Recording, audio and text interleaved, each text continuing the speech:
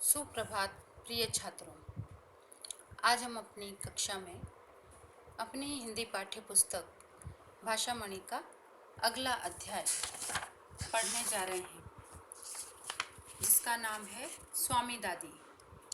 स्वामी दादी एक ऐसी कहानी है, यह एक छोटी सी घटना है जहाँ ये बताया जा रहा है कि हर बच्चे के, हर व्यक्ति के जीवन में उसके जो बड़े बुजुर्ग हैं, दादा दादी, नाना नानी, उनका अपना एक अहम हिस्सा है जिनसे वो बहुत कुछ सीखते हैं, जिनके साथ वह खुलकर बातचीत कर सकते हैं और नए नए अनुभव अपने जीवन में अर्जित कर सकते हैं।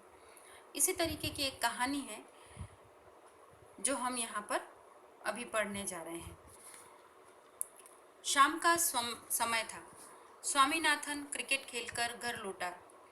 गांव स्ट्रीट चौराहे पर उसने अपने मित्र मणि से विदा ली।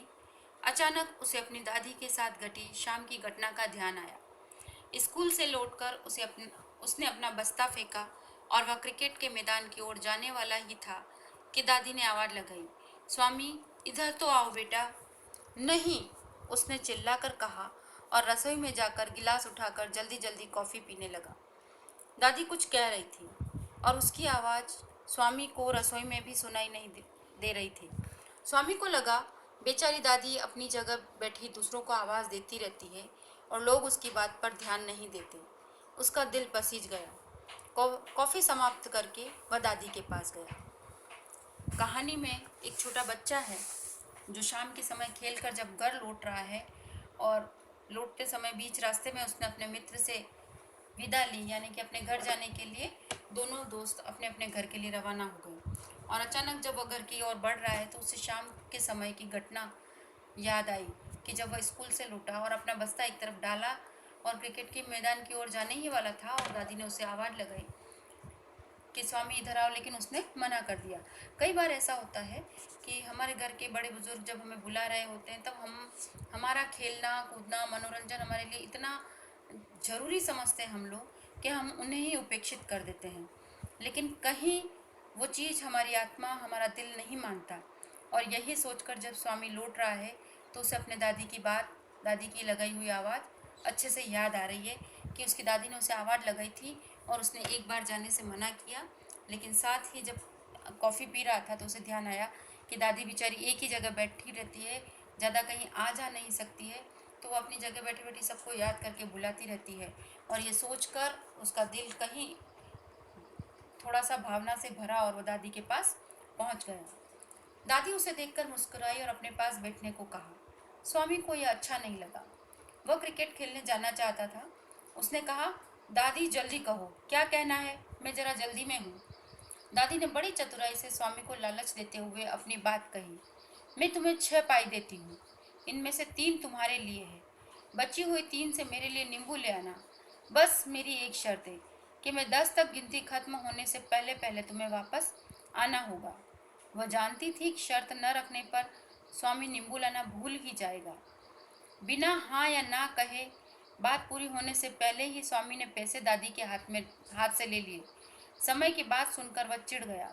उसने सिक्के दादी को लौटा दिए और कहा, अगर इतनी जल्दी है तो किसी और से मंगा लो या अपने आप ले आओ। दिन डूबने से पहले वह क्रिकेट के मैदान में पहुंच जाना चाहता था। 5:30 बज चुके थे। उसने दादी को घूर कर देखा। उसके चेहरे से लग रहा था मानो वह दादी से कह रहा है कि नींबू तो मेरे खेल से लौटने के बाद ही मिलेगा, वरना ख्याल छोड़ दो। दादी ने कहा, मेरे पेट में बड़े जोरों का दर्द हो रहा है, जल्दी से नींबू लाकर मुझे दे दो, फिर खेलने चले जाना। पर स्वामी यह सुनने के लिए वहाँ नहीं था। वह तो कब का खेलने चला गया था। अब खेल खत्म हो गया है। सभी को गुड नाइट भी कह दिया। चौराहे पर मणि से विदा लेने के बाद उसकी अंतरात्मा जागी। उससे दादी की बात याद आई। उसे लगा दादी दर्द से तड़प रही होगी और अब वह अपने आप को अपराधी मान रहा था। उसे दादी का करुण चेहरा याद आया तो उसने स्वयं को कप्तान और पत्थर दिल कहकर कोसा। उसने स्वयं को कृतज्ञ और पत्थर दिल कहकर कोसा। यही सोचता विचारता वह घर पहुंचा। रोज की तरह जाकर रसोई रोज की तरह रसोई में जाकर रसोइयों के परेशान करने के स्थान पर वह दादी के बिस्तर के पास बैठकर उसे देखता रहा। दादी के कमरे में हॉल की बत्ती से थोड़ी सी रोशनी आ रही थी। अंधेरे में दादी का चेहरा साफ नहीं दिख रहा था, पर वह शांत लेटी हुई थी। स्वामीनाथन डर गया। उसे लगा शायद दादी पेट दर्द के मारे मर गई। डरते डरते उसने पूछा, दादी तुम्हारा दर्द कैसा है? दादी ने आंखें खोली और बोली, तुम आ गए स्वामी, खाना खा लिया? खा लूँगा। तुम्हारे पेट का दर्द कैसा है? मैं ठीक हूँ, बिल्कुल ठीक। दादी को नींबू मिला या नहीं, इस बारे में वह बहुत चिंतित था और वह जानना चाहता था कि जब तक दादी उसके सवाल का जवाब नहीं देती, तब तक स्वामी को लगता रहा कि दादी उसे अभी झिड़क देगी, पर वह कुछ न कह सकी। कसम भी खा सकती है कि आगे से उसके साथ कोई संबंध नहीं रखेगी। यह भी कह सकती है कि कुछ क्षणों में वह मरने वाली है। अगर स्वामी समय पर नींबू लाकर दे देता तो वह बच सकती थी, पर दादी ने ऐसा कुछ नहीं कहा। उन्होंने कहा, अच्छा हुआ तुम नींबू लेने नहीं गए। रसोई में तुम्हारी माँ के पास 1 दर्जन नींबू रखे थे। जब स्वामी ने अपनी दादी को मना कर दिया और नींबू लाकर नहीं दिए, तो जब वह वापस खेल कर लौट रहा था, तब उसे अपने किए हुए पर बड़ा पश्चाताप हो रहा था कि मैंने दादी को नींबू लाकर नहीं दिए हैं। दादी मेरा इतना ध्यान रखती है, उसके बावजूद दादी को हो सकता है दर्द बहुत ज़्यादा हो। और ये सब सोच सोच कर वह उसकी आत्मा उसको जैसे कोस रही थी, जैसे उसी की आत्मा उसको धिक्कार रही थी, उसे अपराधी मान रही थी। वह अपने इस किए हुए कार्य से अपने आप को कृतज्ञ मान रहा था। कृतज्ञ का अर्थ जो कि किए हुए उपकार को न माने। वो अपने आप को पत्थर दिल कह रहा था। पत्थर दिल यानी पत्थर की तरह सख्त, जो किसी की पीड़ा से, किसी के प्यार से पिघल न सके। और इसी तरह से जब वो घर आया, तो जो रोज़ की उसकी आदत थी कि वो खेल कर आता था तो रसोई में जाकर रसोई को परेशान करता था, उसने उस दिन रसोई को भी परेशान नहीं किया और सीधा दादी के पास जाकर बैठ गया। दादी उस वक्त बिल्कुल निश्चिंत भाव से सो रही थी और अंधेरा हो चुका था चारों तरफ। तो वह अब दिमाग में बहुत बुरे बुरे ख्याल स्वामी के आ रहे थे कि दादी शांत लेटी हुई है तो कहीं कुछ अनहोनी तो नहीं हो गई है। और इसी डर के मारे वह धीरे से दादी को पूछता है कि दादी तुम्हारा दर्द कैसा है? तो दादी ने तुरंत आंखें खोली और बोला, बेटा तुम आ गए, क्या तुमने खाना खा लिया है? लेकिन स्वामी को दादी के पेट दर्द की चिंता है, इसलिए वो कहता है कि खाना तो मैं खा लूँगा, लेकिन पहले बताओ कि तुम्हारा दर्द कैसा है। दादी उसकी चिंता को समझती है और वह उसके तरह तरह के जो विचार चल रहे हैं अपने आप को अपराधी मानने के, दादी तुरंत उससे कहती है कि अच्छा हुआ तुम नींबू लेने नहीं गए, तुम्हारी माँ के पास 1 दर्जन नींबू रखे थे।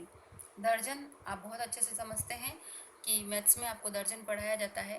दर्जन मतलब संख्या में 12 का होना, 12 संख्या होना यानी 1 दर्जन कहलाता है। तो दादी कह रही थी कि लगभग 12 नींबू तुम्हारी माँ के पास रखे हुए थे। यह सुनकर स्वामी के मन का बोझ उतर गया। मन का बोझ उतर जाना यानी मुहावरा है कि मन में जो पीड़ा है, मन में जो तकलीफ है, वो एकदम से हल्का हो जाना। वह दादी से बोला, जानती हो दादी, मेरे दोस्त मुझे टेट कहकर बुलाते हैं। क्या? टेट? टेट क्या होता है? दादी ने अपनी अज्ञानता प्रकट की। अज्ञानता का अर्थ होता है किसी चीज़ का ज्ञान न होना। तो दादी टेट नाम सुनकर बड़े आश्चर्य में पड़ जाती है और वह कहती है कि ये कौन सा क्या नाम होता है? दादी मेरे नए नाम के बारे में कुछ नहीं जानती। यह सोचकर स्वामीनाथन को घोर निराशा हुई। शाम को किए अपने व्यवहार पर स्वामी को पछतावा था। पश्चाताप यानी पछतावा होना, किसी चीज़ का गिल्ट होना।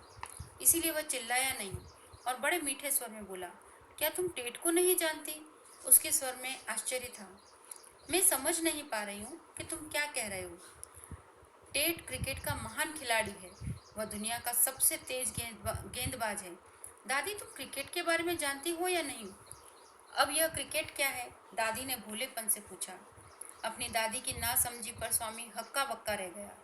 हक्का बक्का अर्थात आश्चर्यचकित रह जाना, ये भी एक मुहावरा है।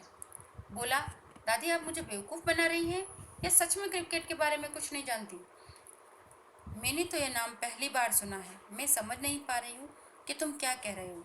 जब स्वामी की दादी क्रिकेट और टेट के बारे में नहीं जानती, तो वो बड़े आश्चर्य से देखता है और दादी को कहते हैं कि आप मुझे बेवकूफ़ बना रही हैं। बेवकूफ़ यानी मूर्ख। तब वह दादी कहती है कि मैं तो सचमुच इन चीज़ों के बारे में कुछ नहीं जानती, मैं तो ये सब कुछ तुम्हारे मुंह से सुन रही हूँ। क्रिकेट क्या है, तुम क्या कह रहे हो, बार बार ये रटना बंद करो। दादी, जरा यह तो बताओ कि तुम्हारे समय के आदमी और लड़के शाम को क्या करते थे। लगता है वे चौबीसों घंटे धर्म कर्म में लगे रहते थे। स्वामी को लगा मेरी दादी तो कुछ भी नहीं जानती।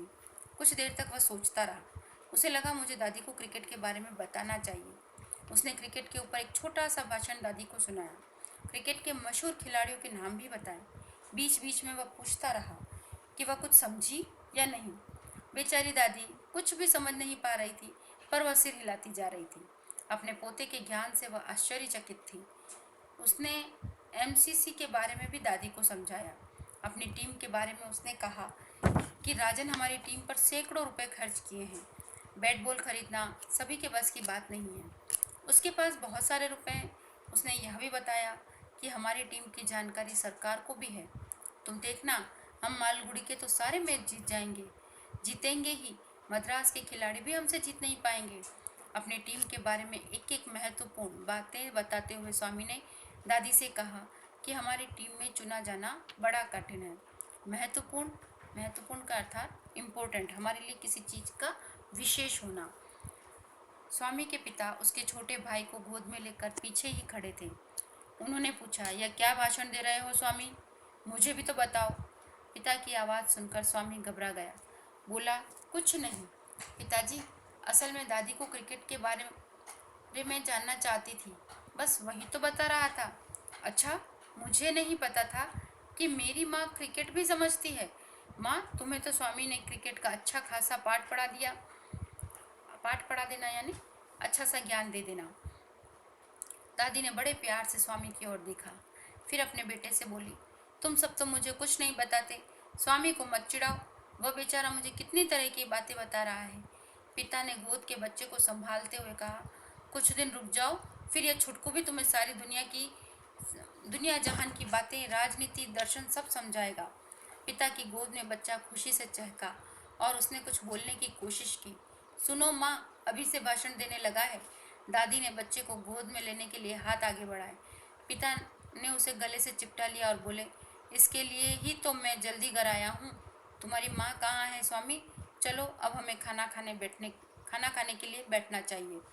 यहीं आपकी कहानी खत्म होती है और इस कहानी से हमें यह शिक्षा मिलती है कि बच्चा जितना खुलकर अपने दादा दादी और नाना नानी से बात कर पाता है, जितना अपने दादा दादी से, घर के बड़ों से वो जुड़ा रहता है आत्मा से, शायद यही उसके विकास का एक परम अवस्था है, या विकास की सीढ़ियाँ चढ़ना वो वहीं से शुरू करता है। कभी कभी बच्चे अपने मनोरंजन में जो बड़ों के साथ उपेक्षित व्यवहार करते हैं, वो भी निश्चल मन में कहीं ना कहीं उन्हें कचोट जाते हैं कि हाँ, उन्होंने जो किया वो गलत किया। इसलिए हमें हमेशा अपने घर के बुज़ुर्गों के साथ, अपने दादा दादी और नाना नानी के साथ एक उचित समय व्यतीत करना चाहिए, उनके साथ रहना चाहिए और उनके अनुभवों को अपने जीवन में उतार कर अपनी जो बातें हैं वो अपने दादा दादी के साथ हमेशा शेयर करनी चाहिए। धन्यवाद।